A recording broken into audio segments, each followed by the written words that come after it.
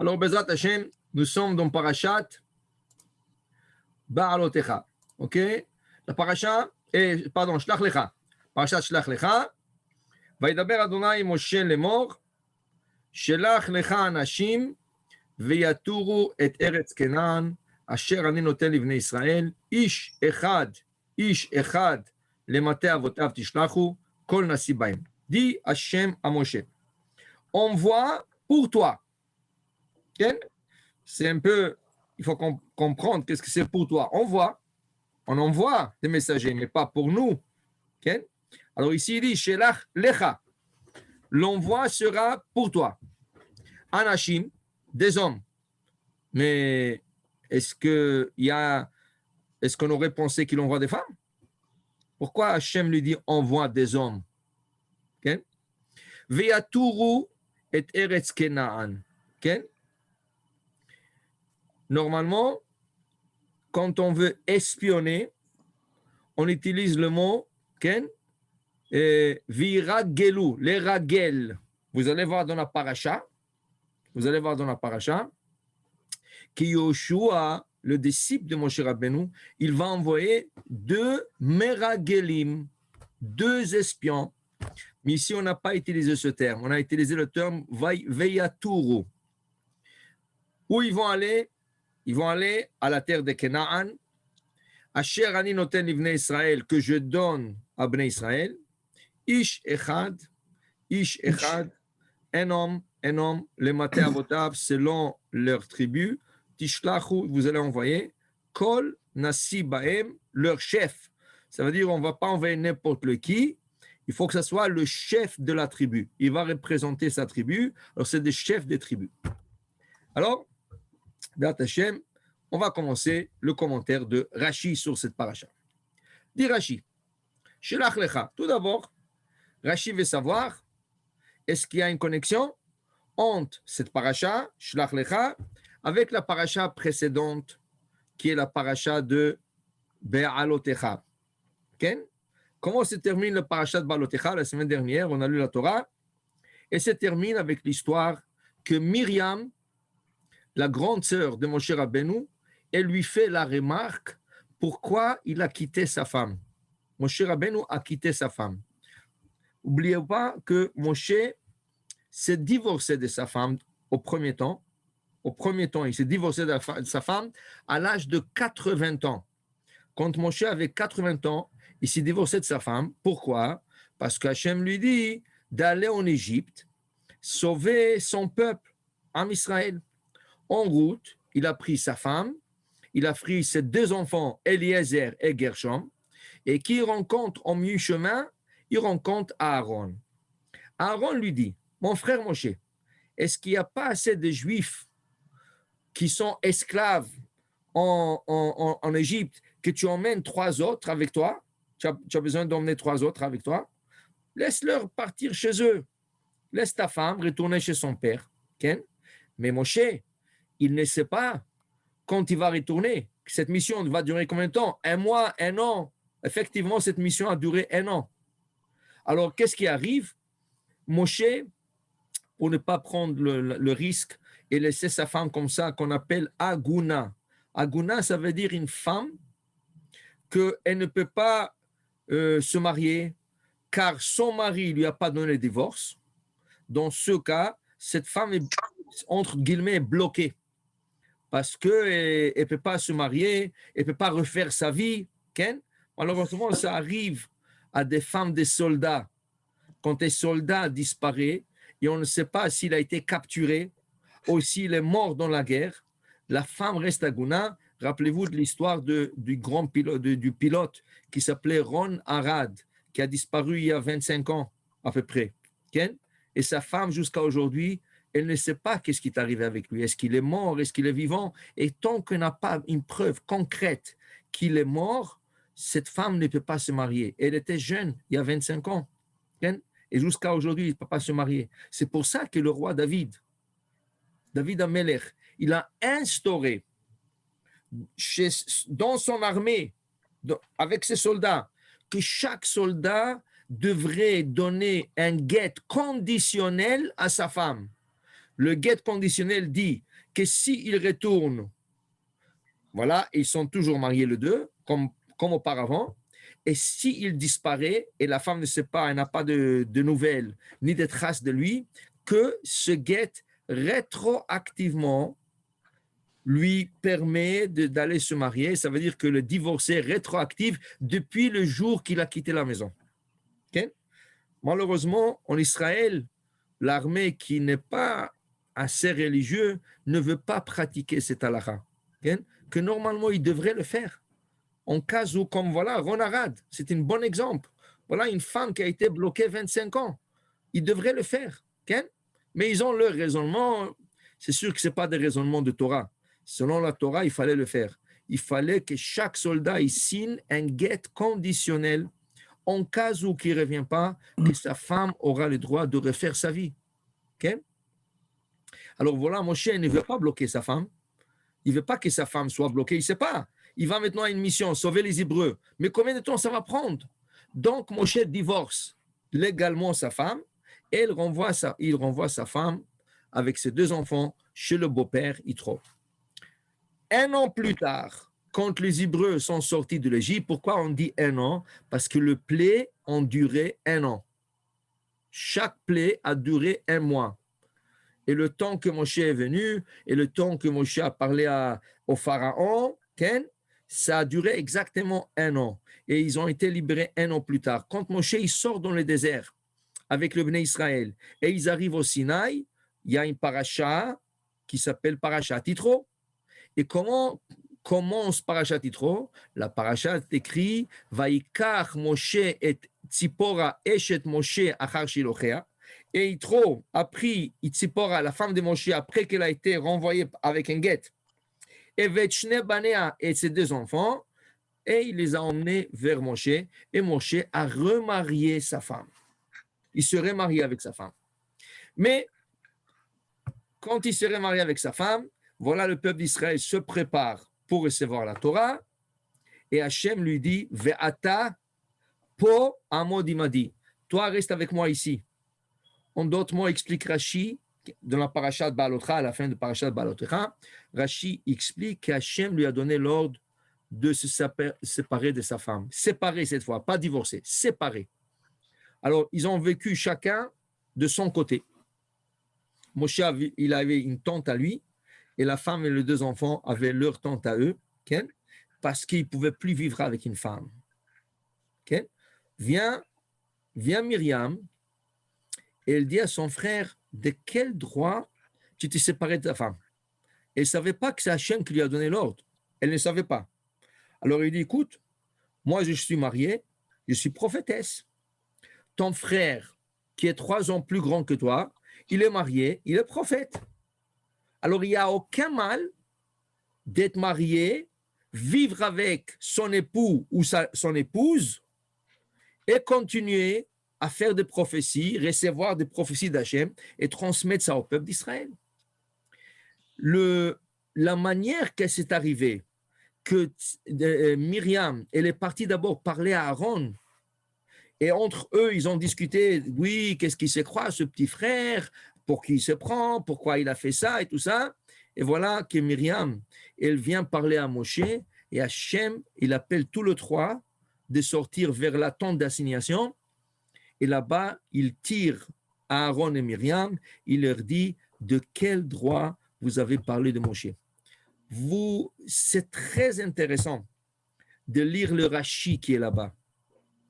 Rashi dit, quand Hachem s'est apparu à Aaron et Myriam, la veille, Aaron et Myriam étaient ensemble avec leur mari et avec leur femme. Ça veut dire Myriam était avec son mari, Aaron avec sa femme. Maintenant, ils n'avaient pas la chance encore de prendre le mikvé pour se purifier. Et voilà qu'Hachem se dévoile à eux et il leur parle. Rachid dit là-bas, il emmène le Midrash, que tous les deux ont commencé à dire Maïm, Maïm, de l'eau, on veut se purifier. Hachem nous parle, on ne peut pas être comme ça dans cet état d'impureté. On a besoin de l'eau pour se purifier. Et Hachem leur dit, vous voyez, vous avez accusé Moshe, votre petit frère, en disant qu'il n'y a aucun mal que d'être un prophète, et vivre une vie normale avec son époux et son épouse, et que Moshe, que je lui parle à l'imprévu et à chaque moment de la journée, il n'est pas comme les autres prophètes qui me voient rien qu'une vision. Moshe, il me parle face à face, et vous voulez qu'il vive avec sa femme. Et quand je m'apparaîtrai à lui et il n'est pas pur, comment je peux lui parler? Donc c'est moi qui lui a donné l'ordre de se séparer de sa femme. Et de quel droit vous avez parlé de mon serviteur Moshe? Et Hachem s'énerve, il le laisse comme ça, il quitte. Et qu'est-ce qu'on voit? Aaron se tourne, et voilà sa sœur Myriam qui a commencé toute cette histoire. Metzora at kasheleg, elle a eu la lèpre, blanche comme la neige. Alors là, tout ça est arrivé à cause de quoi? La shonara. Et c'est ça que les gens ne comprennent pas. Des fois, tu dis aux gens, pourquoi vous parlez la shonara? Ils vous disent, chas v'shalom, moi je dis 100% la vérité, tout ce que je dis. La shonara, c'est la vérité. Justement, la shonara, c'est 101% de vérité. Si tu as changé un détail, ou si tu as ajouté un détail, ou si tu as mis quelque chose qui est mensonge dedans, tu es rentré dans une autre catégorie pire que la shonara, qu'on appelle motzi shemra, celui qui donne une mauvaise renommée sur quelque chose qui n'a pas été fait. Donc, les gens ne comprennent pas quand tu leur dis pourquoi tu parles au shonara. Ils te disent la shonara, non, c'est 100% la vérité, je n'ai rien changé. Justement, c'est ça la shonara. Okay? Alors, tout l'âme Israël ont vu qu'est-ce qui est arrivé à Myriam. Myriam, c'était une sœur qui adorait son petit frère, 6 ans plus petit qu'elle, Moshe Rabbeinu. Elle est plus grande qu'Aaron, 3 ans. Aaron est plus grand que Moshe, 3 ans. Alors, elle adorait son petit frère. C'est grâce à elle qu'il est né. C'est elle qui a convaincu son père, Amram, de se remarier avec sa femme qui a été divorcée et de reprendre sa femme et avoir un autre bébé. Voilà que Moshe est né. C'est elle qui s'occupait de son frère, que c'est elle qui se souciait pour son frère. Alors, qu'est-ce qu'elle a dit? Tout ce qu'elle lui a dit, comme une sœur et un frère, une discussion.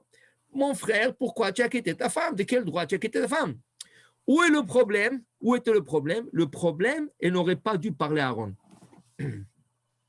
Elle aurait dû parler à Moshe directement. Elle aurait dû venir chez Moshe. Moshe, écoute, mon frère, mon petit frère, j'ai quelque chose à te parler. J'ai appris que tu as quitté ta femme et je crois que ce n'est pas juste. Pourquoi tu l'as fait? Si elle aurait parlé face à face, direct à Moshe Rabbeinu, ça ne serait pas la shonara. Parce qu'elle lui aurait parlé direct. Directement. Le fait qu'elle est partie parler à son frère et venir chez Moshe, ça c'est la shonara. Donc vous comprenez, dit le Chafetz Chaim, quand tu parles à ta femme, tu dis, ah, tu sais aujourd'hui, qu'est-ce qui t'est arrivé? Voilà, celui-là. Ah, je n'ai pas dit, je ne vais pas partir dans la rue parler aux gens. Non, mais parler à ta femme, c'est la shonara. Comme Myriam va parler à son frère, c'est la shonara. Tu ne peux pas parler à aucune personne, tu dois le garder pour toi. Et si tu as quelque chose à dire, tu vas directement chez la personne et tu lui parles à lui direct.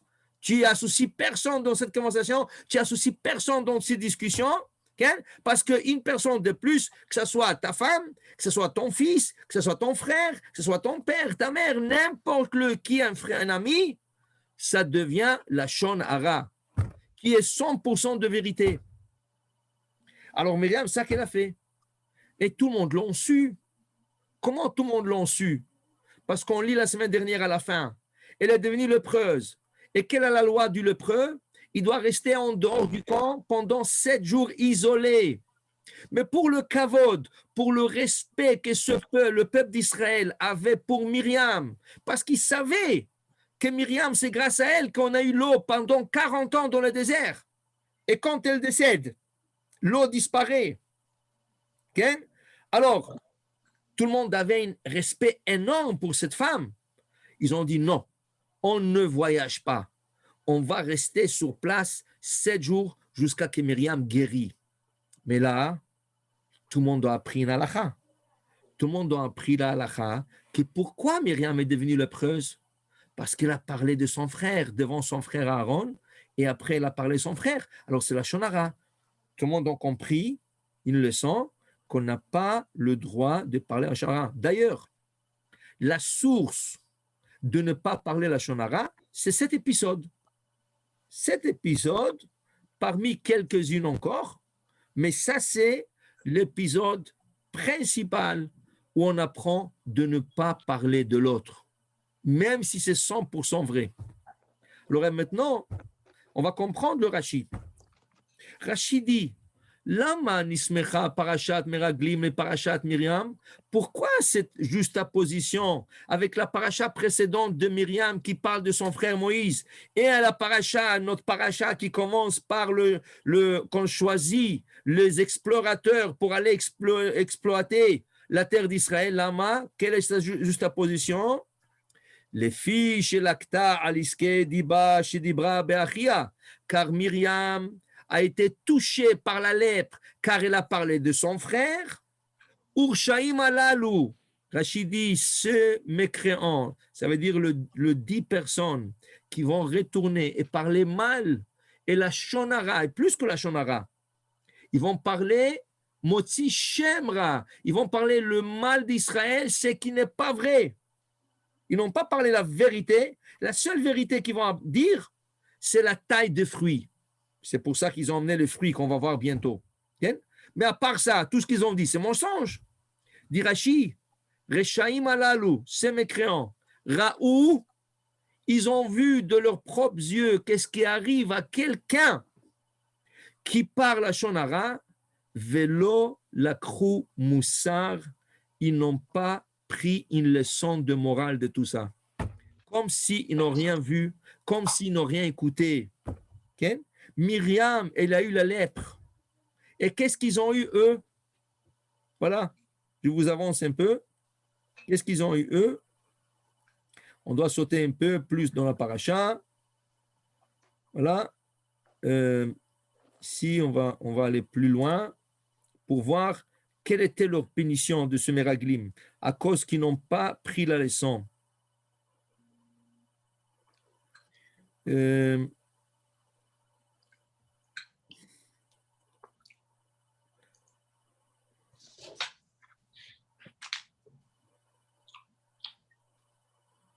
Où c'est ici le Meraglim? Ah, Rashi. Il faut qu'on affiche Rashi.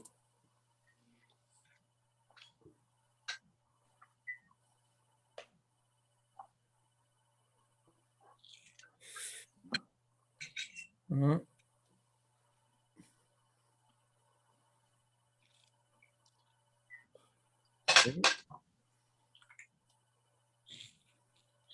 Oui, le Rashi ici.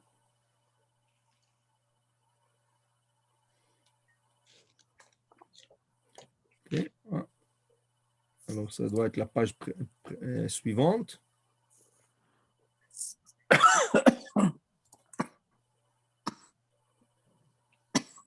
Non? Alors, on rate un Rashi quelque part. Rashi dit, alors on va le dire par cœur. Rashi dit que la punition de ces hommes, la punition de ces personnes, était à la fin qu'ils ont été punis par une mort atroce et bizarre, que leur langue qui a parlé la Shonara s'est allongée jusqu'à leur ombril, ouais, et comment on appelle ça, des vers sont sortis de leur bouche vers leur ombril et vice-versa. Et pourquoi? Parce qu'ils ont parlé le mal du centre du monde qui est Israël. Comme l'ombril, c'est le centre du corps, de l'ombril à la tête et de l'ombril vers le pied. Okay? Alors, eux qui ont parlé sur l'ombril du monde qui est Eretz Israël, ils ont été punis par des vers qui leur sortaient de la bouche. Oui. Et ils ont été punis une mort assez grave. Oui. Donc, on va trouver plus tard qu'on va aller dans la paracha. Voilà. On n'arrive pas à trouver ce Rashi ici. Donc,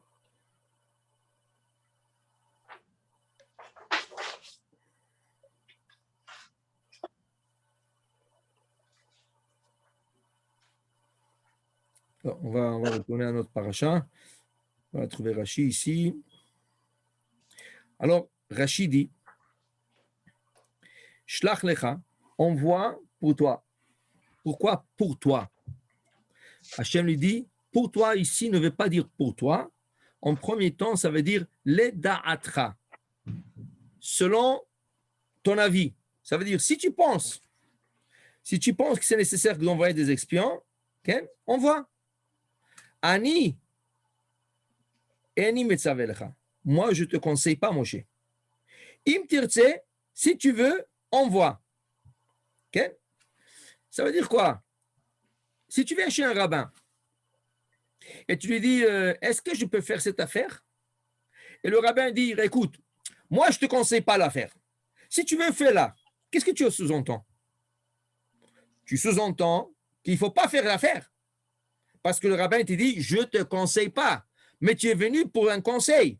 Et si le conseil, c'est non, et le rabbin te dit, si tu veux, fais-le, mais moi, je ne te conseille pas. Donc, si tu es venu prendre un conseil chez un rabbin, ne va pas contre le conseil du rabbin. Plus fort, si tu dis à Hachem, ils veulent envoyer des espions. Et qu'est-ce qu'Hachem dit? Ani, eni metzaveh lecha. Moi, je ne t'ordonne pas. Moi, je ne te conseille pas. Im tirtse, mais si vous voulez, si tu veux, mon cher, shlach, envoie. Qu'est-ce que tu comprends? Tu comprends qu'Hachem dit non. Alors, j'ai dit, les fiches Baou Israël, le peuple d'Israël est venu, Vamrou, et ils ont dit, Nishlecha anashim lefanenu, envoyant des hommes pour explorer la terre devant nous, Kmo sheneema avait écrit l'ankolchai, ou Moshe, et Moshe Rabbeinu, qu'est-ce qu'il fait? Nimlach bashechina, il a demandé la Shechina, il a demandé à Hachem, Ken? Alors, Amar, Hachem lui dit, comment tu vous vois envoyer des explorateurs? Ani amarti lahem shi tova. Moi, je leur ai dit que la terre est très bonne. Elle coule le miel et le lait. Okay? Et comme je vous ai dit, chez Nehemar, l'Égypte est pauvre par rapport à ce pays. Alors, ils veulent absolument envoyer des espions. Chayehem, shani noten lahem makom lit'ot, bidivre meraglim. Les ma'an lo irshua. Alors voilà, s'ils veulent envoyer, le prix qu'ils vont se tromper. Tout ce que le Meraglim vont dire, ils vont le prendre et ils vont se tromper et ils ne vont pas hériter ces terres. Si on retourne un peu au cours de la semaine dernière, si vous vous rappelez, je crois que c'était le mercredi, vous vous rappelez qu'est-ce qu'on a dit? Que Moshe dit à son beau-père, beau-père, venez avec nous, qui Hachem diber tov à Israël, car Hachem a parlé du bien pour Israël, il a planifié le bonheur pour Israël, et Rashi commente là-bas quoi? Voilà, ils quittent le Sinaï, après 1 an, moins 10 jours qu'ils étaient devant le Sinaï, ils quittent le Sinaï, et en 3 jours, ils vont se trouver en Israël. Et en vérité, si vous regardez Parashat Devarim, il est écrit que la distance à parcourir à pied du Sinaï jusqu'à Israël, Achad Asar Yom Mechorev, ça prend 11 jours. Et Hachem, qui voulait absolument, dit Rashi, précipiter la venue du peuple d'Israël en Israël, qu'est-ce qu'il a fait? Il a raccourci ses chemins de 11 jours en 3 jours. Et voilà, en 3 jours, il marche, et qu'est-ce qui arrive? Première plainte, il se plaint rien que pour se plaindre, rien que pour se plaindre, il y a un feu qui attaque dans le camp, il y a plusieurs qui décèdent. Deuxième plainte, on veut de la viande. Voilà qu'il envoie la caille et beaucoup décèdent à cause de cette caille.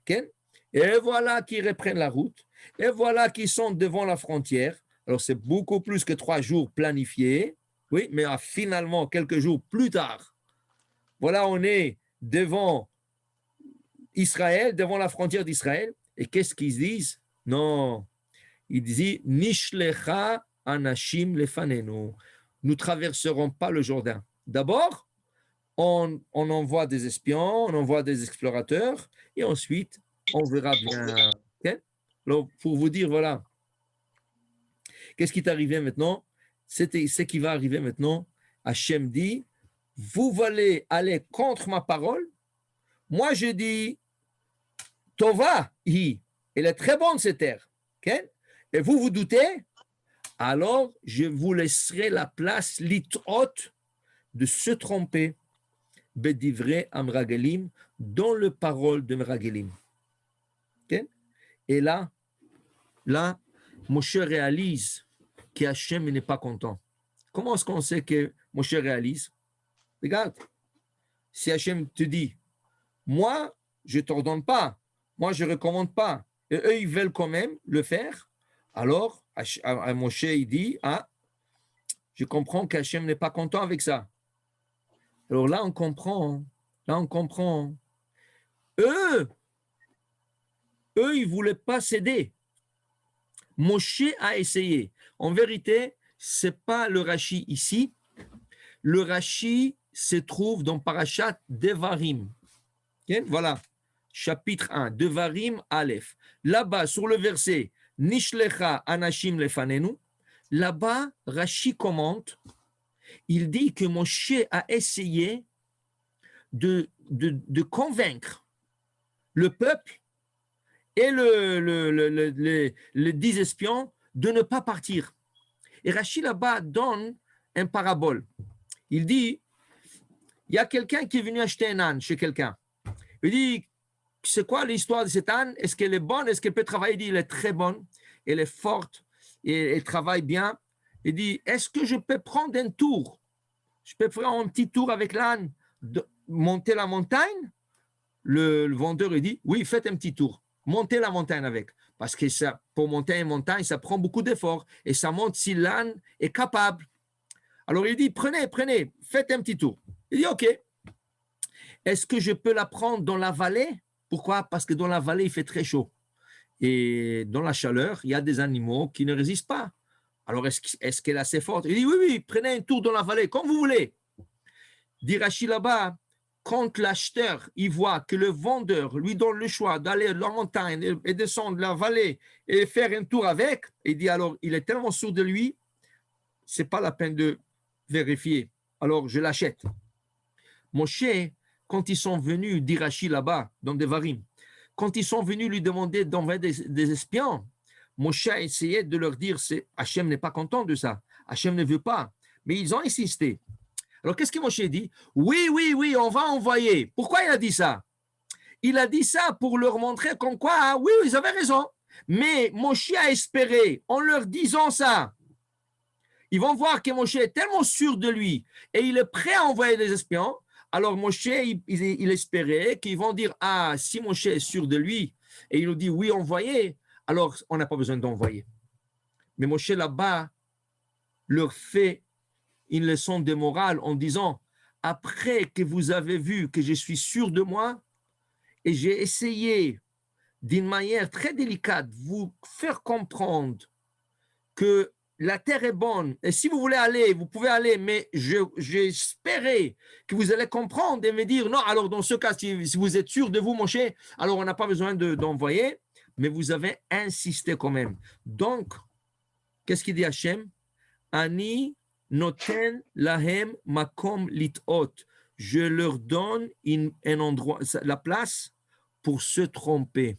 Donc, Moshe réalise qu'il y a quelque chose de mal, il va tourner ici. Il y a quelque chose qui ne va pas aller ici.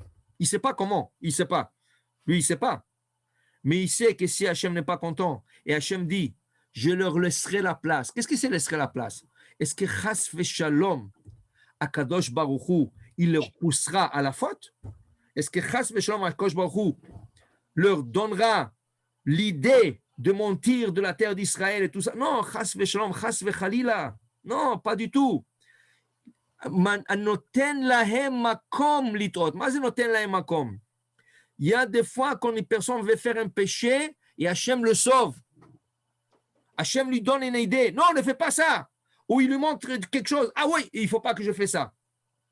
Mais quand une personne veut aller dans un chemin qui n'est pas bon et il insiste, alors qu'est-ce que la Gemara nous dit?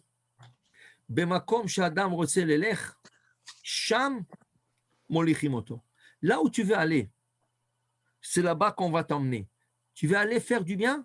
Le ciel va te pousser pour aller faire le bien. Il va t'aider.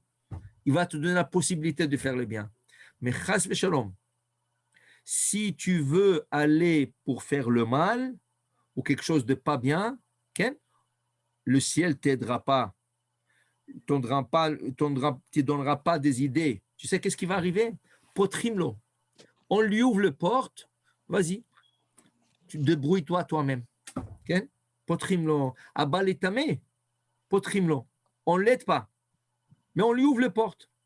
Ici, les portes de la faute ont été ouvertes. Ça veut dire que Hachem dit, écoutez, vous insistez, moi je ne vous aide pas. Débrouillez-vous. Là, Moshe a compris cela.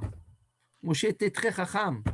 Mais il était impossible de leur convaincre parce qu'ils ne voulaient pas se convaincre. Ils étaient fixés sur l'idée qu'il faut absolument aller là-bas, voir, regarder, espionner, tout ça. Qu'est-ce qu'il fait Moshe?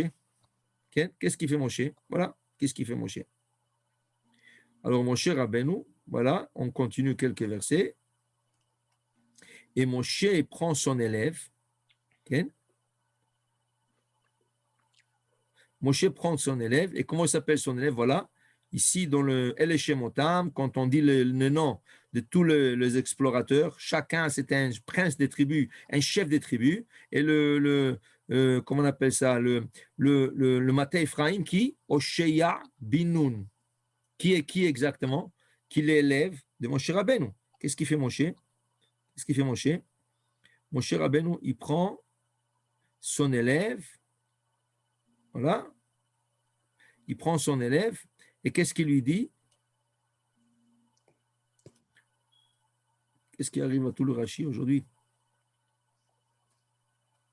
Il prend son élève, il le surnomme, okay?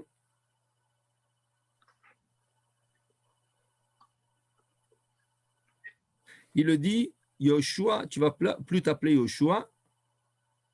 Voilà.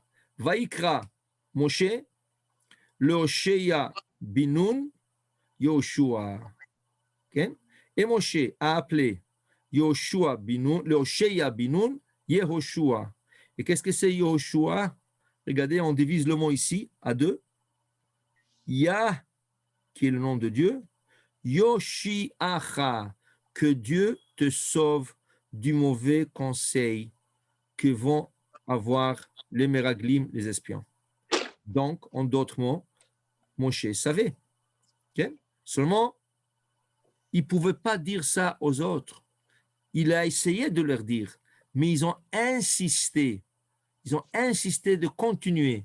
Donc, vous voulez aller, je ne peux rien faire pour vous.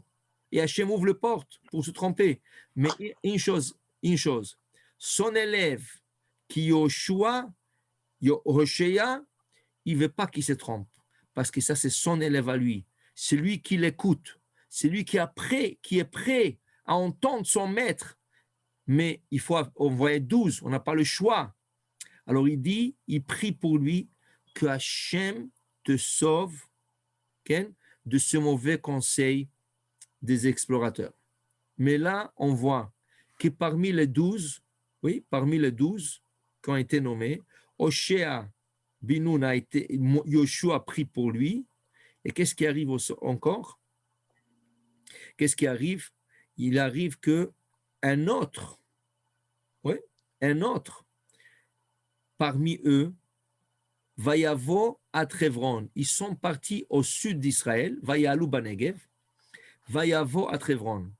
Regardez, quand on dit ils ont monté au pluriel en Vayalou Banegev.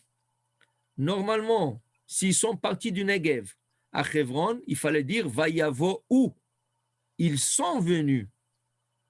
Mais c'est écrit ici au singulier, Vayavo, au singulier, Vayavo à Hebron. Qu'est-ce qu'il dit Rashi? Vayavo à Hebron du Negev. Ils sont partis à Hebron, qui est assez loin. Qui est parti à Hebron? Dit Rashi, Kalev levado alach. Sur le 12, Kalev seul est parti à Hebron. Et qu'est-ce qu'il y a à Hebron? Alach Sham, il est parti là-bas. Venishtateach al kivrei avot. Il est parti pèleriner et prier sur la tombe des patriarches Abraham, Yitzhak et Yaakov. Pourquoi il est parti prier là-bas? Et les autres, où ils sont? Où sont les autres? Pourquoi les autres ne sont pas venus avec lui? Shelo yeh nisat lechaverav liot ba'atzatam. Il ne voulait pas être influencé par les autres et faire partie de leurs conseils. Il a écouté que Moshe il prie pour Yoshua et il lui change le prénom. Et le prénom signifie que Dieu te sauve du mauvais conseil de ceux-là. S'ils vont faire un mauvais conseil, que Dieu te sauve. Et Caleb, il dit, et comment ça se fait que Moshe n'a pas prié pour nous? Alors il dit, s'il n'a pas prié pour nous, il faut que je prie pour moi-même. Alors quand ils étaient tous au Negev, au sud, côté Beersheba et tout ça, Caleb Levado, tout seul, il les a quittés. Alach, il est parti à Hebron. Hebron, c'est à côté de Jérusalem. Alors, il faut monter de Beersheba à Jérusalem. Il a parti toute cette route, il a fait. Venishtateach al Kivre Avot. Il est parti pèleriner sur la tombe des patriarches, Abraham, Yitzhak, Yaakov, et leur demander, s'il vous plaît, mes ancêtres, donnez-moi la force, sauvez-moi de leurs mauvais conseils. Donc, Yoshua, Moshe a prié pour lui, et Caleb, il a prié pour lui-même. Alors, ils sont restés 10, et ce 10-là, ils vont partir, ils vont parler le mal, Ken, et ils vont être punis à la fin. Et c'est ça qu'Hachem dit. Moi, je ne conseille pas. Moshe comprend. Il essaye de leur faire du sens. Mais Rashi, là-bas, Devarim dit, quand Moshe essayait de leur parler, qu'est-ce qu'ils ont dit? Ils ont dit, ah, tu nous essaies de nous convaincre. Ken? Ça veut dire que de ne pas aller, on comprend parce que tu sais qu'il y a quelque chose qui ne va pas là-bas. Alors c'est pour ça que tu ne veux pas qu'on aille. Alors Moshe a dit, non, non, non, au contraire. Non, non, vous pouvez aller si vous voulez. Si vous voulez aller, vous pouvez aller. Mais il voyait qu'ils veulent absolument partir. Alors il n'avait pas le choix. Moshe n'avait pas le choix que de leur laisser partir. Alors il a prié pour Yoshua. Il a prié pour Yoshua et Caleb a prié pour lui-même. Pour vous dire à Botaï, si tu vois que tu es dans certaines situations, s'il y a un rabbin à qui tu peux aller, qui prie pour toi, c'est bon. Et s'il n'y a pas, tu es tout seul dans cette situation, tu ne sais pas quoi faire, prie pour toi-même. Voilà. Caleb, Moshe n'a pas prié pour lui. Alors, il dit, s'il n'a pas prié pour moi, ce tzaddik, donc qu'est-ce que je dois faire? Je dois prier pour moi-même. Okay? Il y avait un Rav okay? En Israël, et ce Rav, un de ses élèves, okay? Un de ses élèves, il est venu lui demander une bracha. Pourquoi? Cet élève, pendant plus que 10 ans, il n'avait pas d'enfant. Il n'avait pas d'enfant. Le Rav, il lui a dit, écoute, tu viens maintenant, mais tu sais, dans 5 minutes, je dois rentrer donner un cours de Torah à la yeshiva. Est-ce que tu peux revenir après le cours? Et Bezrat Hashem, ensemble, on va aller prier pour toi. L'autre était content. Oui, bien sûr, Rabbi, bien sûr. Je reviens après le cours, vous ramassez et on va aller prier. Donc, le rabbin est parti, il a donné son cours. Et l'élève, 1 heure plus tard, est venu. Il avait la voiture. Il voulait prendre le rabbin. Il dit non, non, non. Le rabbin dit, je préfère qu'on prenne ma voiture à moi. Ok, ça va. Alors, viens avec moi. L'élève est monté. Où il a pris? Il a pris au Negev. Il a pris à Beersheba dans le désert de Beersheba. Ils sont partis là-bas, ils roulent, ils sont en plein désert. Le rabbin il dit, voilà, ici, il n'y a que la terre et le ciel, et que Hachem ici. Il n'y a pas de distraction, il n'y a rien du tout. C'est ici qu'on va prier pour toi pour avoir des enfants. L'élève est tout content. Alors on descend de la voiture. L'élève il sort de la voiture, il ferme la porte. Le rabbin qui est resté dans la voiture, qu'est-ce qu'il fait? Tout de suite, il fait un demi-tour et il s'échappe. Il se sauve. L'autre, il regarde, il dit, non, c'est pas vrai. Qu'est-ce que tu es en train de faire? Mais il voit que le rabbin s'en va, il l'a laissé en plein désert seul. Il ne croyait pas à ses yeux. Il dit, est-ce que je rêve? Qu'est-ce qui arrive ici? Et là, il est en train de dire, Mais comment je vais sortir d'ici? C'est le désert ici. Je ne sais pas comment sortir d'ici. Il y a des serpents ici. La nuit va venir, il y a des lions dans le désert. Comment je vais faire? Et il commence à comprendre cette situation et il se met à pleurer et à pleurer et à pleurer. Et il demande à Hachem, pourquoi tu m'as mis dans cette situation? Je ne comprends pas. Qu'est-ce que je vous ai fait, Hachem? Et en plus de ça, il n'y a pas des enfants. Et il prie et il pleure, il pleure, il pleure. 45 minutes, 1 heure plus tard, il entend un bruit. Qui c'est qui revient? Le rabbin. Et il le voit de loin venir. Il dit, waouh, waouh, waouh, waouh, waouh, je comprends rien, je comprends rien.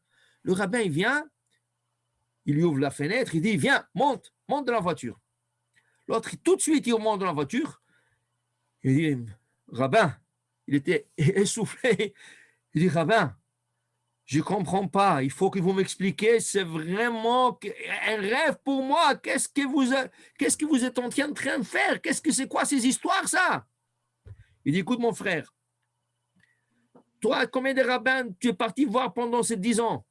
Tout le rabbin, tout le tzadikim, tu as fait le tour de Tzfat, tu as fait le tour de Tibéria, tu as fait le tour de tout le Hebron. Mais une chose, je voyais que chaque fois que tu allais chez quelqu'un, tu voulais qu'il lui, il prie pour toi. Tu n'as jamais pris le temps pour prier pour toi-même. Tu as cherché que le tzadikim prie pour toi. Mais il fallait que toi, tu fais ta prière pour toi. Alors, la seule manière, c'est quoi? La seule manière, c'était que je te mets dans une situation où tu es obligé de prier pour toi-même. Alors, je voulais te mettre ici dans ce désert. Comme ça, tu vas prier à Hachem. Et les larmes que tu as versées, je suis sûr que tu as versé des larmes. Et le prière que tu as fait, Bezrat Hachem, tu verras, cette année-là, tu auras un bébé. Et c'était comme ça. 2 mois plus tard, sa femme est tombée enceinte. Dans l'année même, ils ont eu un bébé. Pour dire, c'est exactement ce qui est arrivé à Kalev. Kalev, il voit que Moshe, il ne veut pas prier pour eux. Et il leur laisse partir. Mais il entend que Moshe n'est pas content. Et il prie pour Yoshua, que Hachem te sauve. Mais Atzat Amragelim, que Hachem te sauve de conseil de ces espions. Il dit, waouh, et Moshe n'a pas prié pour moi. Qu'est-ce qui va prier pour moi et comment je vais faire moi? Qu'est-ce qu'il fait Kalev? Levado, dit Rashi. Tout seul. Alach venishtateach, il est parti, il a pèleriné al kivrei avot, sur la tombe des patriarches Avraham, Yitzhak et Yaakov, shelo yeh nisat lechaverav, afin qu'il ne joigne pas ses amis, les autres 10, qui ont déjà planifié de retourner et parler le mal d'Israël. Pour dire, si un tzaddik prie pour toi, ashrecha matov lach. Mais si un tzaddik n'a pas prié pour toi, prie pour toi-même. La plus grande prière, dit la Gemara, c'est quand une personne prie de lui-même. Et vous savez d'où on l'apprend? D'Ishmaël. Ishmaël. C'est écrit que le jour qu'Ishmaël avec Agar ont été renvoyés de la maison, il a eu la fièvre. Et quand Abraham a donné une cruche d'eau à Agar, Ishmaël a tout bu. Et dit Rashi, parce qu'une personne qui a de la fièvre, il boit beaucoup. Elle n'avait plus de l'eau à lui donner. Elle était là-bas dans le désert, okay? Là-bas, exactement dans ce désert-là. Et il n'avait plus de l'eau. Et il avait la fièvre. Il allait mourir. Elle le jette. Okay? Elle le jette. Elle est partie pleurer de son côté. Et c'est écrit, Vaishma Hashem el kol hana'ar. Et Hashem a écouté la voix de ce garçon. Dit Rashi là-bas en autre Talmud, Vaishma et kol hana'ar. Mais elle pleurait aussi. La maman, elle pleurait ici. Et maman qui pleure pour son enfant, et vous pouvez imaginer, elle voit son enfant qui va mourir, elle pleure. Pourquoi il a écouté à lui et pas à elle? Dit la Gemara, Mikan, de ce passage, nous apprenons Sheyafa tfilat achole yoter mitfilat acherim. Quand quelqu'un est malade, quand il prie Hachem, sa prière est acceptée en prière en premier plus que les autres. Les autres vont prier pour lui. Il y a beaucoup qui vont faire Tehillim pour lui. Okay? Mais s'il est capable de prier, c'est beaucoup mieux qu'il prie pour lui-même, car Hachem, il écoute la prière du malade lui-même que la prière des autres. Et c'est ça, Kalev dit, Si Moshe n'a pas prié pour moi, il faut absolument que je prie pour moi-même. Alors ils sont à Negev, ils sont à Beersheva, dans le sud, complètement au sud, et lui, il se dirige à l'est. Il va à Hebron pour aller prier sur Kevrei Avot. Okay? Pour vous dire l'importance qu'une personne doit prier pour lui-même. Okay? Alors voilà, ça, Rashi nous enseigne au début, okay? Qu'à Moshe, il a changé le nom de Hoshea Binoun, Yoshua. Très bien. Maintenant, la paracha continue. Et la paracha nous dit que Moshe, il veut comme les aider. Vous savez quoi? Le porte de la Torah sont ouverts. Le porte de l'impureté sont ouverts. Le porte qui vont vous mener à vous tromper, ils sont ouverts. Parce qu'Hachem, il a dit, je ne suis pas avec vous. Aninoten lahem makom litot. Je leur ouvrir le porte et ils vont se tromper. Moshe, dans toute cette situation, a essayé de leur donner de points de repère pour qu'ils puissent faire tchouva et ils puissent retourner. Alors, qu'est-ce qu'il leur dit? Alouze Banegev. Écoutez, quand vous allez explorer Israël, commencez par le sud, par le Negev. Okay? Pourquoi par le Negev? Regardez, dit Rashi, quand tu rentres dans un magasin, okay? Quand tu rentres dans un magasin, qu'est-ce que tu regardes? Tu regardes okay, toutes les marchandises qu'il y a, tu regardes les marchandises qu'il y a, et tu regardes en premier la marchandise qui n'est pas belle. Tout ce qui est cheap, tout ce qui est moins cher, dit Rashi. Negev, haya obsolète chez les Israël. Le Negev, c'était la partie la moins bonne d'Eretz Israël. Lama, Sheken derech hatagarim, c'est la manière des commerçants. Marim et absol techila, vachakach marim et shevach. Écoute, tu as un magasin, on va dire, je ne sais pas, des bijoux. Il y a quelqu'un, un client, il ne sait pas. Qu'est-ce que vous voulez, monsieur? Je peux vous aider? Je ne sais pas, je regarde. Tu ne vas pas lui montrer une bague de $5,000. Il va sortir du magasin. Qu'est-ce que tu lui montres? Tu lui montres une bague de $50. Est-ce que je peux vous montrer? On a un bon spécial. Il y a ici une bague. Voilà. Elle coûte $100. Voilà, elle est à $50, 50% de rabais. L'autre, il regarde, il dit, waouh, oui, elle est belle et le prix est magnifique. Et quand il commence à s'intéresser, qu'est-ce que tu fais? Tu cherches une autre bague. Il dit, regardez, puisqu'il y a 50%, je vais vous montrer cette bague. Elle vaut $500. Vous pouvez l'avoir pour $250. L'autre, il regarde la bague, il regarde le petit diamant qu'il y a dessus. Il dit, waouh, waouh, waouh, vraiment, elle est belle, beaucoup mieux que la première. Et après, petit à petit, tu l'emmènes à $5,000. C'est comme ça. Quand vous allez explorer Israël, vous ne commencez pas à voir Jérusalem, vous ne commencez pas à voir Hebron, Alouze Banegev, Dirachi Psolet chez Israël. Le Negev, il n'y a rien. Il y a un désert. Qu'est-ce qu'il y a à voir? Rien. Un désert. Il y a à voir quelque chose dans le désert? Il n'y a rien. Ça, c'est Psolet. Vachakar, Dirachi, Marim et Shevach. Après, petit à petit, dit Moshe aux explorateurs, vous allez monter petit à petit vers Jérusalem et vers les endroits sacrés. Vous allez voir qu'est-ce que c'est Israël. Et maintenant, quand vous êtes là-bas, quand vous arrivez là-bas, Ur item et haaretz, là, commencez à regarder la terre. Mahi, quel type de terre est-ce? Veta'am, et regardez le peuple. Ayoshev alea, et chazaku, est-ce que c'est un peuple qui est fort? Et rafé, est-ce que c'est un peuple qui est faible? Ameatu, est-ce qu'ils sont peu? Est-ce qu'ils sont nombreux? Rav, pourquoi? Dit Rashi, Yesh Eretz, il y a des pays, Megadelet Giborim, il y a des pays que l'air du pays, l'eau du pays, la récolte du pays, quand quelqu'un habite dans ce pays, il devient un homme fort de nature. C'est comme ça ce pays.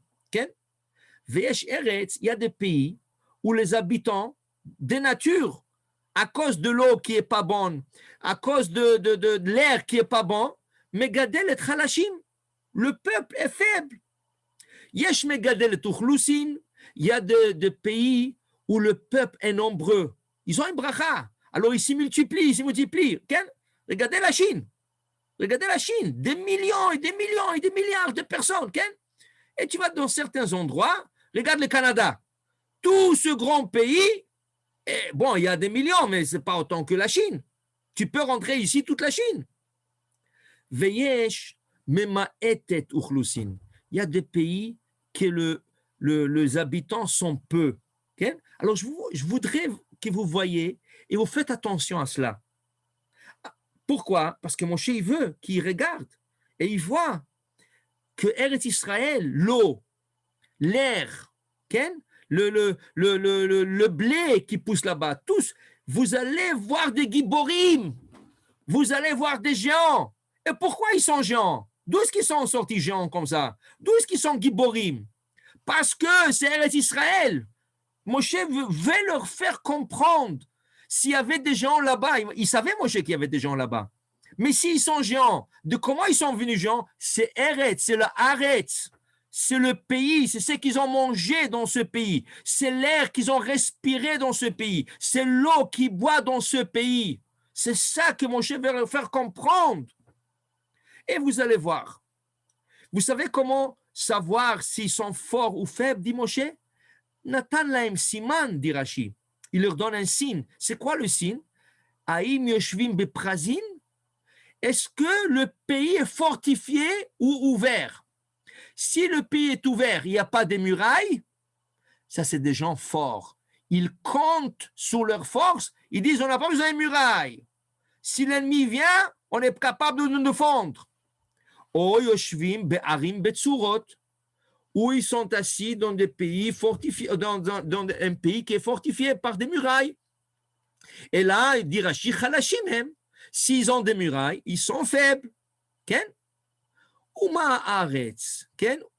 Et après, pardon, atovahi, est-ce que le pays est bon? C'est quoi bon? Bema'ayanot, est-ce qu'il y a des sources d'eau? Te'omot tovim ou briim, est-ce que c'est de l'eau potable? Bien.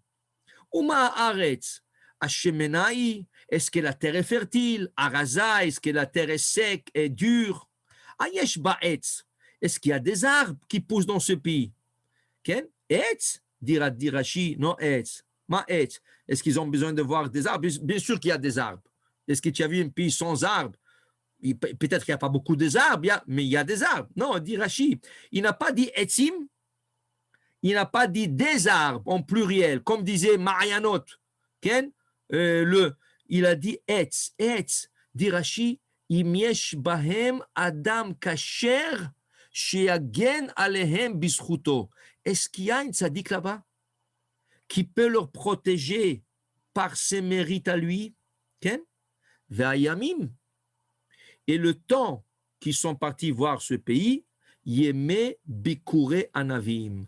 C'était le temps, c'était en été, où déjà c'est la cueillette de raisins. Okay? C'était le temps de la cueillette de raisins. Pourquoi la Torah nous dit ça?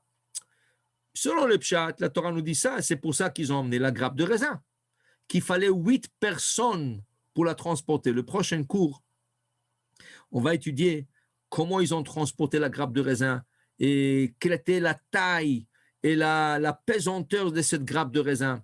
Mais pour vous dire, la Torah dit Yeme bikure anavim. Mais en vérité, comme ça, en tout court, la raison qu'on parlait de cueillette de raisin, parce que Moshe les envoie pour une mission spéciale. Quelle était la mission? La mission, c'était de réparer la faute de Adam Arishon. Et la faute qui a été faite par des raisins doit être réparée par des raisins. Mais ça, c'est la fin du cours, c'est trop court maintenant pour qu'on explique. Mais la prochaine fois, on va étudier, Ken, que voilà, ça c'est un tikkun. Le deuxième tikkun, la deuxième réparation, va se faire à la fin de la paracha. Okay? À la fin de la paracha, qu'est-ce qu'on va apprendre? On va apprendre d'un homme qui ramasse des bois secs le jour de Shabbat dans le désert. Qu'est-ce qu'il a ramassé des bois secs? C'est quoi ce bois sec? Pourquoi on parle des arbres et des bois au début de la paracha, Ayesh Ba'etz, et pourquoi on parle des bois Etzim, Mekoshesh Etzim? Il ramassait des bois en pluriel. Ici, c'est écrit Etz en singulier. Mais le ramasseur de bois, il a été Mekoshesh Etzim en pluriel. Lui aussi, il cherchait à faire un tikkun. Et comme le Zohar nous a expliqué cette semaine, que tout ce qu'on lit dans la Torah, c'est pas rien que le pshat qu'on voit. Oui, c'était le temps de cueillette de raisin, oui, ils sont... Non, non. Il y a des grands secrets. Ici, le secret de ce verset, Vayamim Yeme Bikure Anavim, c'était le tikkun d'Adam Arishon. Et à la fin de la paracha, c'était le tikkun d'Adam Arishon sur niveau numéro 2. Mais ça, c'est un peu long, alors je le réserverai, Bat Hashem, pour le mercredi, le prochain cours. Baruch Adonai Le'olam, Amen ve Amen.